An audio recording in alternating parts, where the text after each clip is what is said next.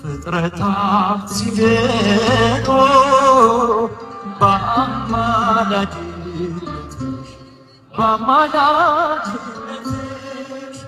የዘላለም ኪዳን አኑኤል ሰጠሽ። ትውልድን ናፍቆ ብፅዕት ይሉሻል ብፅዕት ይሉሻል እናቴ መመኪያዬ ምርኩዜ ሆነሻል ምርኩዜ ሆነሻል ኪዳነ ምሕረት እመቤቴ እመቤቴ